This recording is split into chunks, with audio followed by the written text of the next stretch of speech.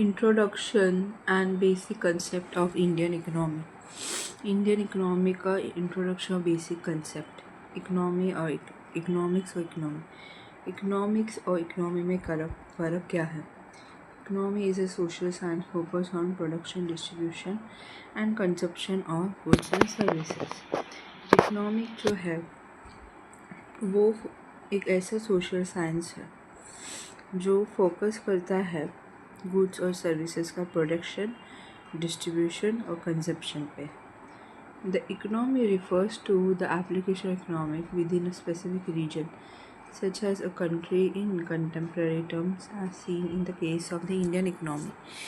Economy जो है economics का एप्लीकेशन है स्पेसिफिक रीजन में, जैसे कंट्री है कंटेम्प्रेरी टर्म में।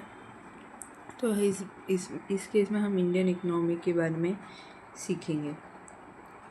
तो इकोनॉमिक शब्द जो है तभी यूज़ होता है जब हम स्पेसिफिक रीजन या स्पेसिफिक कंट्री के इकोनॉमिक्स के बारे में हम सीखते हैं। टाइप्स ऑफ इकोनॉमी, हर देश में अलग अलग इकोनॉमिक्स होते हैं। सो इकोनॉमी सिर्फ स्पेसिफिक कंट्री या स्पेसिफिक रीजन के बारे में सीखा जाता है। टाइप ऑफ इकोनॉमी क्या है? टाइप ऑफ इकोनॉमी देख सकते हैं, 3 टाइप का है। Market economy, command economy, mixed economy. Market economy क्या होता है? Characteristics by unrestricted competition among private own enterprise determining and production price. तो मार्केट इकोनॉमी जो है वो कैसे कैरेक्टराइज होता है? अनरिस्ट्रिक्टेड कंपटीशन जो प्राइवेट ओनर्स के बीच में रहता है। और कैसे ये कंपटीशन कैसे डिटरमाइन होता है? प्रोडक्शन और प्राइसेस के ऊपर। नेक्स्ट है कमांड इकोनॉमी। कमांड इकोनॉमी क्या होता है? Involve significant government intervention in allocating goods resources as well as setting prices. Government जो है हर चीज़ के ऊपर प्राइस सेट करके रखता है। जो भी गवर्नमेंट्स को पता है गुड्स और रिसोर्सेज अवेलेबल है लोगों के लिए, तो उसमें वो खुद इन्वॉल्व होते हैं या इंटरवीन करता है और उसका प्राइस सेट बढ़ाते हैं या अलग प्राइस में सेट करके रखता है। मिक्स इकोनॉमी क्या होता है? Balance private property protection and economic freedom in capital allocation with government intervention aim at achieving social goals. तो मिक्स इकोनॉमी क्या होता है? बैलेंस प्राइवेट प्रॉपर्टी प्रोटेक्शन और इकोनॉमिक फ्रीडम जो कैपिटल एलोकेशन में रहता है गवर्नमेंट इंटरवेंशन के साथ, जहाँ पे सोशल गोल अचीव करता है।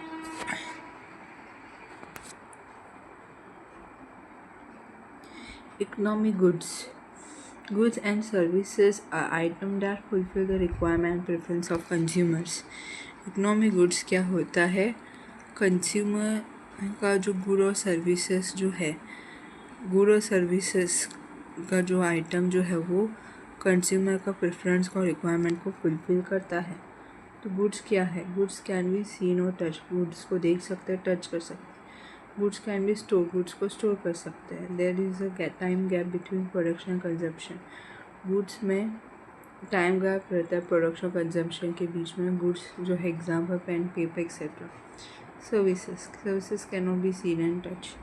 सर्विस जो है वो देख नहीं सकते, टच नहीं कर सकते। Service can not be stored, service को स्टोर नहीं कर सकते। There is not time gap between production and consumption. Service में कोई टाइम गैप नहीं है प्रोडक्शन कंजप्शन के बीच में। Example teaching, medical care etcetera. Services में क्या आता है? टीचिंग और medical care. Types of good and service. Goods और सर्विस के types: excludable, non excludables, rivalrous, private good, TVs and all other consumer goods. Good और सर्विस के अलग अलग टाइप होते हैं: excludable, non excludable, rivalrous. Private goods जैसे कि टीवी और दूसरे कंज्यूमर गुड्स। नॉन एक्सक्लूडेबल जैसे कि कॉमन गुड्स जैसे कि फ्रेश वाटर, कोल। ठीक है। Non rivalrous, clubs goods, wifi, toll road. Non rivalrous, non excludable, public goods, national defence.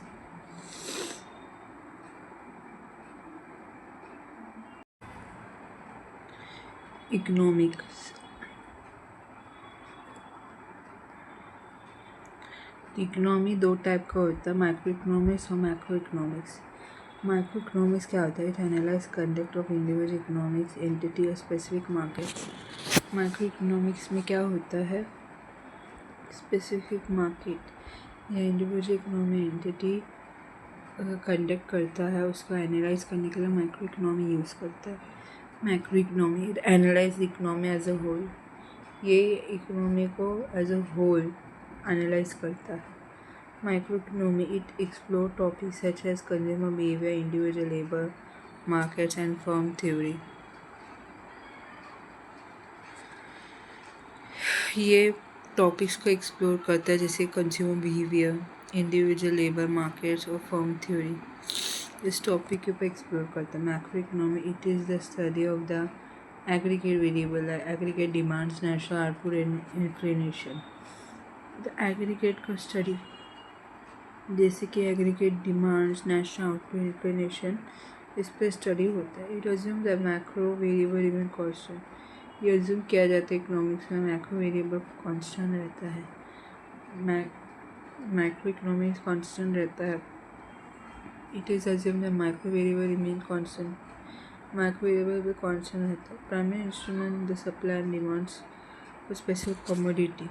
Private instrument यहाँ पे स्पेसिफिक कमोडिटी के लिए सप्लाई और डिमांड होता है।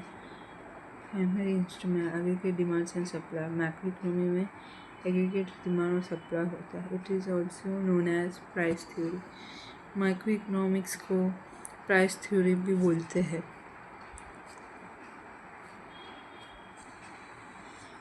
It is also known as income and employment theory. Macro economics को income और employment theory भी कहा जाता है। सेक्टर ऑफ इकोनॉमी, इकोनॉमी का sector. Primary sector involve in extraction of raw material and natural resources.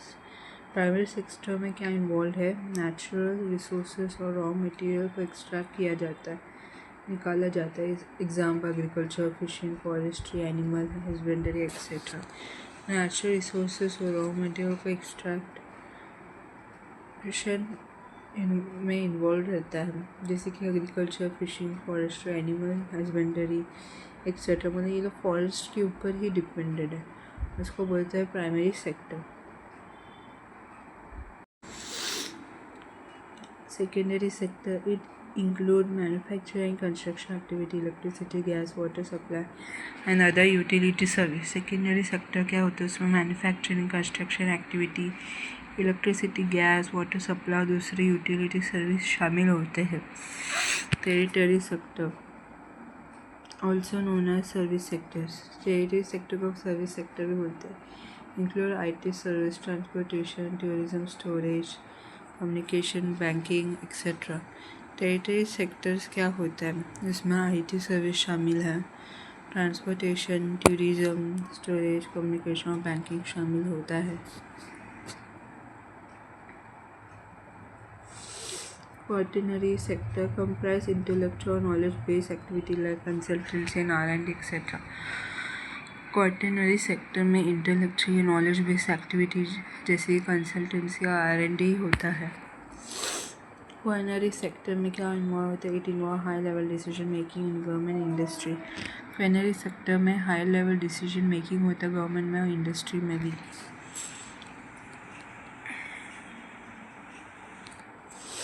Production possibility frontier PPF। तो production possibility frontier PPF होता है a curve depicting the maximum combination of two goods service an economy can produce with available resources and technology। एक curve रहता है जो दो goods या services का मैक्सिमम कॉम्बिनेशन को डिपेक्ट करता है इकोनॉमी करके, और उसमें बहुत सारे अवेलेबल रिसोर्सेज और टेक्नोलॉजी को प्रोड्यूस करता है। कि कंसेप्ट क्या है? Scarcity, limited resources, constraint production. Scarcity में रिसोर्सेज लिमिटेड रहता है, प्रोडक्शन कंस्ट्रेंट रहता है। Opportunity cost, sacrificing one good to produce more of another. Opportunity cost क्या होता है? वो गुड को सैक्रिफाइस करता है और पहले से भी ज़्यादा प्रोड्यूस करता है। Efficiency point on the curve is equal to efficient use of resources inside the curve is equal to under utilise resources. Efficiency क्या रहता है, कर्व में जो पॉइंट रहता है इसमें रिसोर्सेज का एफिशिएंट यूज़ जो इस कर्व के अंदर होता है इक्वल टू जो रिसोर्स को यूज़ ही नहीं किया है। Economic growth shift the PPF outward due to improve resource और टेक्नोलॉजी। तो इकोनॉमिक ग्रोथ क्या होता है, ये शिफ्ट करता है प्रोडक्शन पॉजिटिव फ्रंटियर को अब बाहर की तरफ, ताकि वो रिसोर्स और टेक्नोलॉजी को इम्प्रूव कर सके। ट्रेड ऑफ डिसीजन मेकिंग और allocating of resources between goods. Trade off क्या होता है, डिसीजन मेकिंग जहाँ पे ये रिसोर्सेज का अलोकेट करता है गुड्स के बीच में। शेप ऑफ पीपीएफ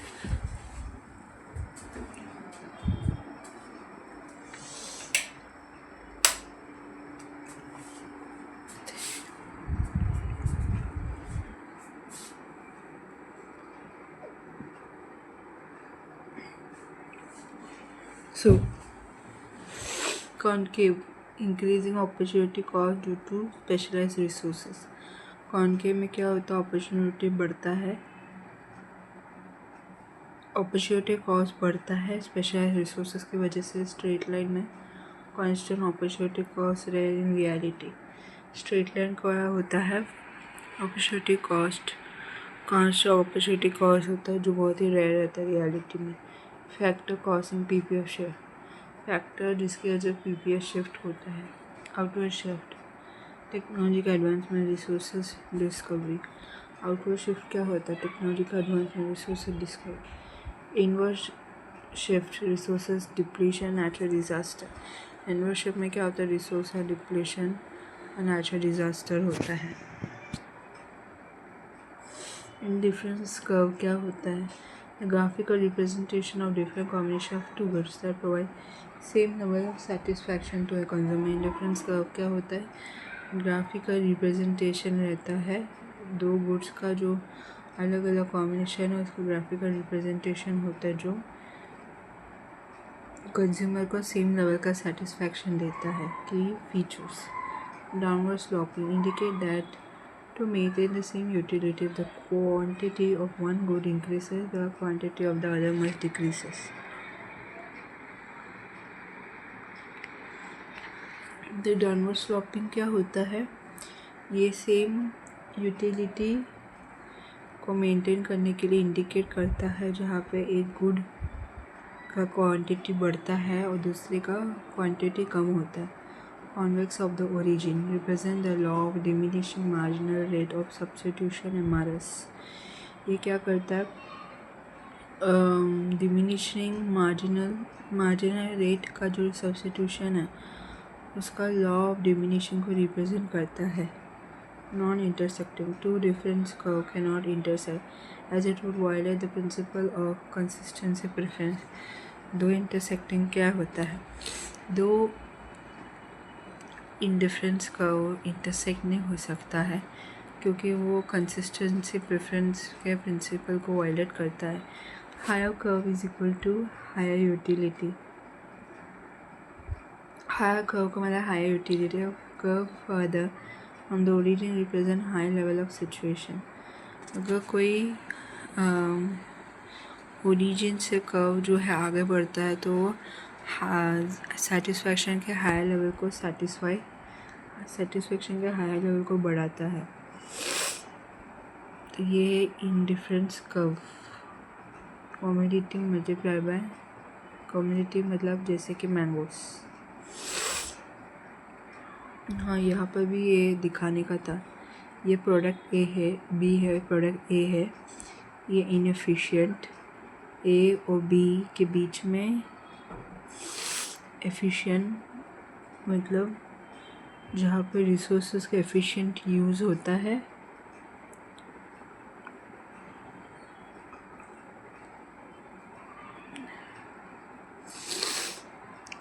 कर्व के अंदर रिसोर्सेज अंडर यूटिलाइज होता है, ये वाला, और ये इम्पॉसिबल, और ये production possibility frontier PPF।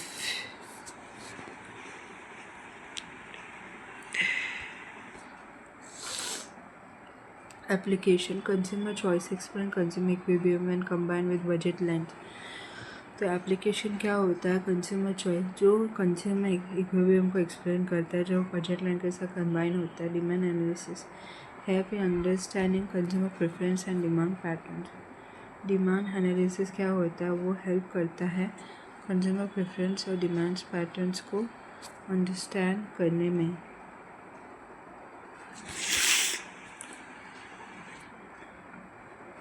कुज़नेट curve, graphical representation of relationship between economic development and income inequality।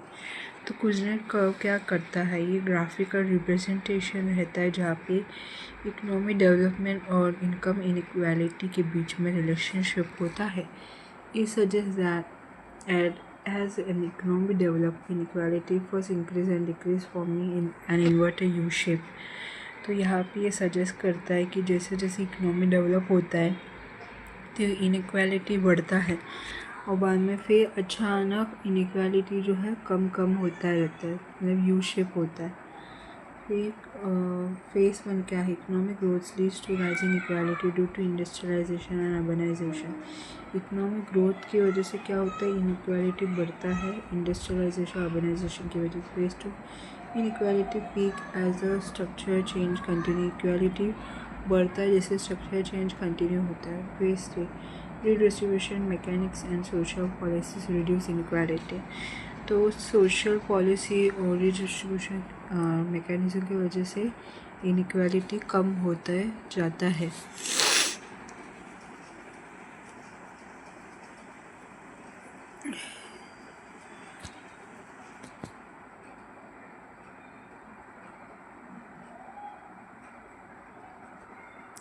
This is develop economics. जैसे जैसे कोई कंट्री डेवलप होते रहता है तो इनइक्वालिटी बढ़ते रहता तब तक बढ़ते रहते जब कोई टर्निंग पॉइंट में आता नहीं। और टर्निंग पॉइंट में अगर सोशल ये पॉलिसी आता है, कोई रिडिस्ट्रीब्यूशन मैकेनिज्म होता है, तो ये ही इनइक्वालिटी कम कम कम होते जाता है। और ये टर्निंग पॉइंट में कंट्री जो है डेवलप इकोनॉमी हो जाता है, तब इनइक्वालिटी कम हो जाता है।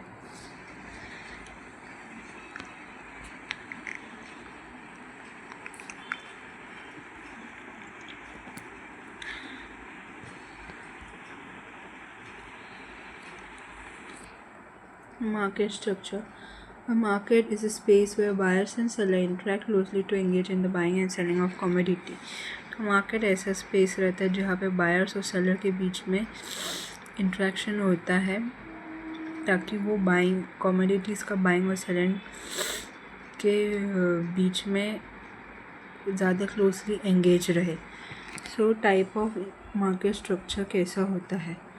टाइप ऑफ मार्केट स्ट्रक्चर में मोनोपोली होता है, परफेक्ट कमोडिटी होता है, मोनोपोलिस्टिक कंपटीशन होता है और ओलिगोपोली होता है। फिर मोनोपोली होता है और डुओपोली होता है। यहाँ माइक्रोसॉफ्ट जो है एक सेलर है, वो सबको अपना प्रोडक्ट बेचता है ताकि पैसे कमा सके, वन सेलर। और ये वन बायर, यहाँ पे बहुत सारे लोग जो है अपना पैसा ऑटोमोबाइल्स गाड़ी में डालते हैं, ठीक है, उसको बोलते हैं monopoly.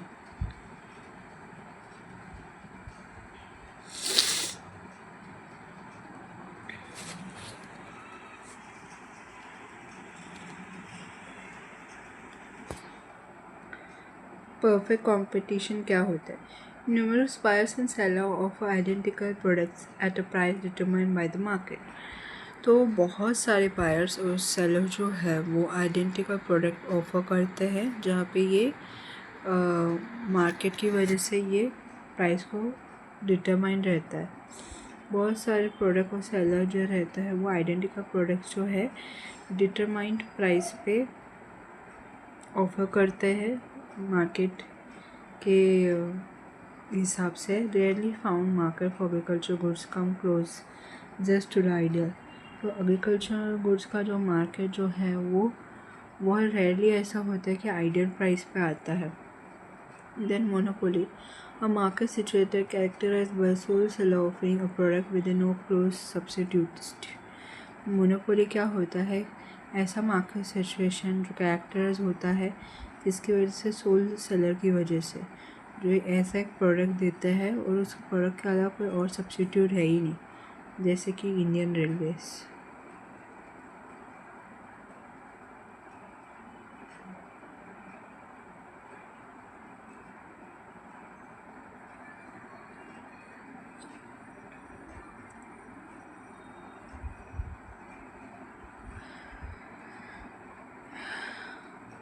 Monopolistic competition, a market structure characterized by a large number of sellers offering products that are similar but not identical।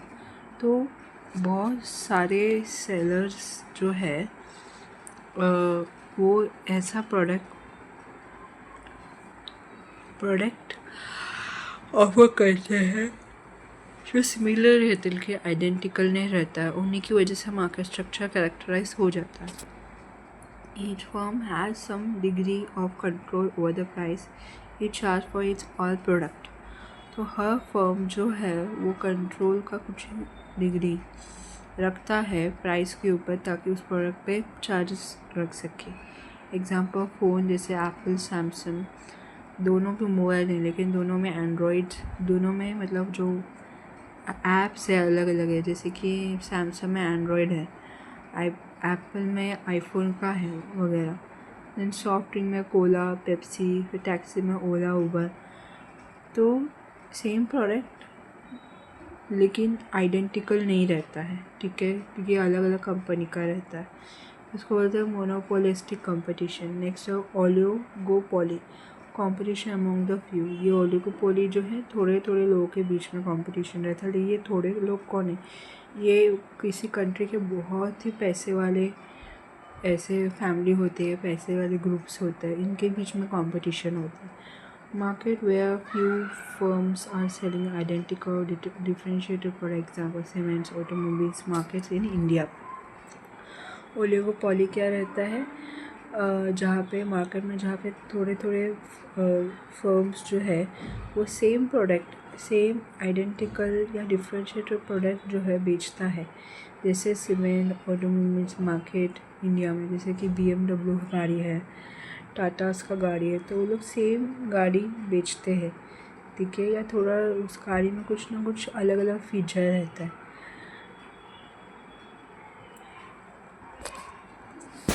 Next है मोनोस्पोनी।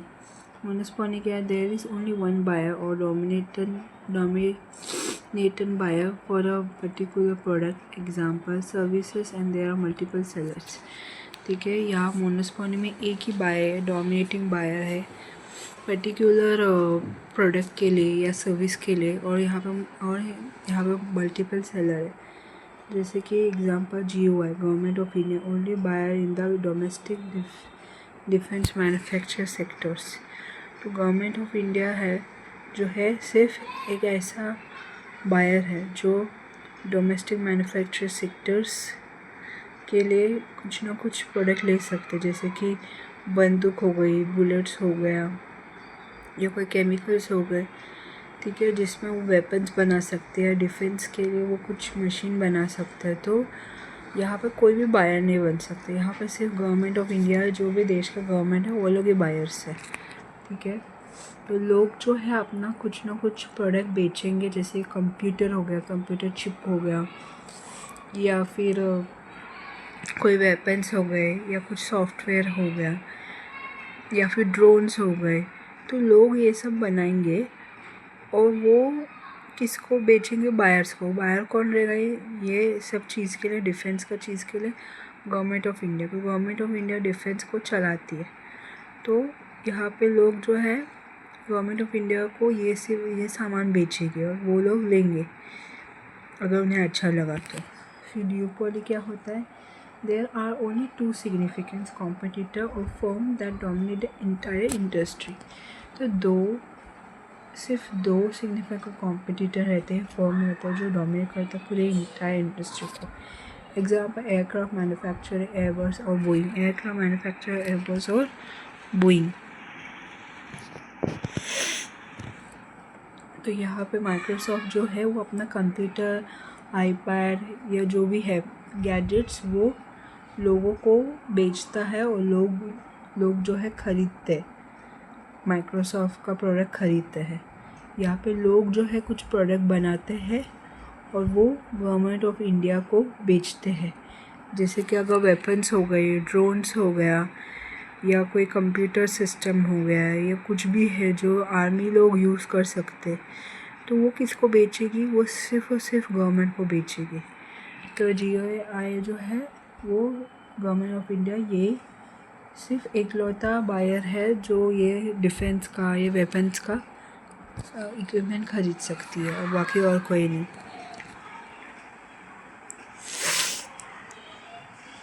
नेक्स्ट है टाइप्स ऑफ गुड्स।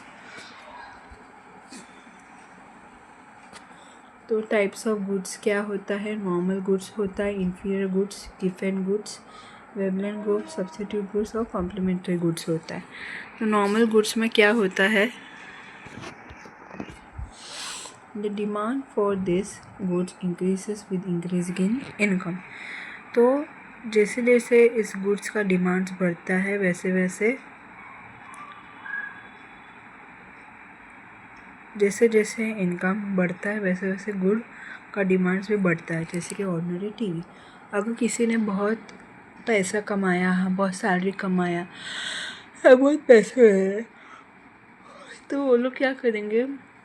तो मार्केट क्या करेगी? टीवीज़ या फिर कोई इक्विपमेंट्स, गैजेट्स को डिमांड बढ़ाएगा, ठीक है। तो उससे ना लोग फिर वो ख़रीदेंगे क्योंकि अभी उनका सैलरी बढ़ गया और उनका लाइफस्टाइल भी अब इम्प्रूव हो रहा है, ठीक है। तो जैसे जैसे इनकम बढ़ता है वैसे वैसे गुड्स का डिमांड भी बढ़ता है। नेक्स्ट है inferior goods. There demands fall with increase in income. तो इन्फीरियर गुड्स में क्या होता है? जैसे जैसे इनकम बढ़ता है इनके डिमांड जो है, इन्फीरियर गुड्स का डिमांड जो है कम होता है। For example when household get richer they consume less kerosene. Negative income elasticity of demand. जैसे जैसे लोग पैसा कमाते हैं तो वो लोग जो है केरोसिन कम यूज़ करते हैं। पहले पुराने ज़माने में केरोसिन यूज़ करते थे ताकि वो खाना बना सके, वो केरोसिन डालते थे सिगड़ी में। आजकल लोग ऐसा नहीं करता। वो किसी का पैसा बढ़ गया, इनकम बढ़ गया, तो वो फिर क्या करेगा? वो फिर इंडक्शन कुकर या इंडक्शन गैस ले लेगा, राइट। केरोसिन कोई नहीं लेगा। क्योंकि अब इनके पास इतना पैसा है कि वो इंडक्शन गैस ले सकते हैं या ओवन ले सकते हैं या एयर फ्रायर ले सकते हैं, ठीक है। लेकिन केरोसिन तो बिल्कुल नहीं लेंगे। नेक्स्ट है गिफ्ट गुड्स। गिफ्ट गिफ्ट्स क्या होता है? People consume more when the price राइसेस। लोग जो है कोई सामान को ज़्यादा से ज़्यादा खरीदते हैं जब वो सामान का प्राइस बढ़ता है। If the price of potato increases people may not be able to buy other alternative, so they are compelled to buy more potatoes. तो जब मार्केट में पोटैटो को प्राइस बढ़ता है, ठीक है, तो लोगों को लगता है कि मार्केट का पोटैटो को अलावा कोई और दूसरा कोई पोटैटो ख़रीद नहीं सकता, तो वो क्या करते हैं? वो वही महंगा वाला पोटैटो को ज़्यादा से ज़्यादा लोग ख़रीद लेते हैं, ठीक है।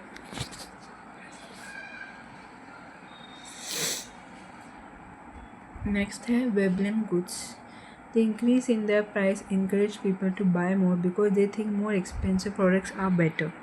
For example, arts, artifacts, branded clothes. Veblen goods का मतलब क्या होता है? कोई भी गुड्स का प्राइस बढ़ता है तो उसकी वजह से क्या होता है? लोग ज़्यादा से ज़्यादा उस सामान को खरीदना चाहते हैं क्योंकि उनको ऐसा लगता है कोई भी प्रोडक्ट जितना ज़्यादा महंगा रहता है उतना ज़्यादा अच्छा क्वालिटी का रहता है। जैसे कि आर्ट्स होता है, आर्टिफैक्ट्स होता है, ब्रांडेड क्लोथ्स होता है, लेकिन ये आर्टिफैक्ट्स, ब्रांडेड क्लोथ्स नकली भी हो सकते हैं और उसके लिए सर्टिफिकेट्स चाहिए, नॉलेज चाहिए, बहुत सारे एक्सपर्ट लोगों की मदद चाहिए रहता है।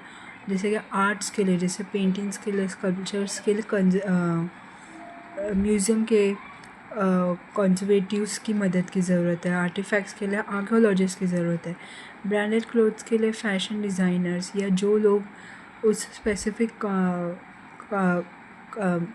क्लोथ कंपनी में काम करते हैं वहाँ के लोगों से गाइडेंस लेना पड़ता है।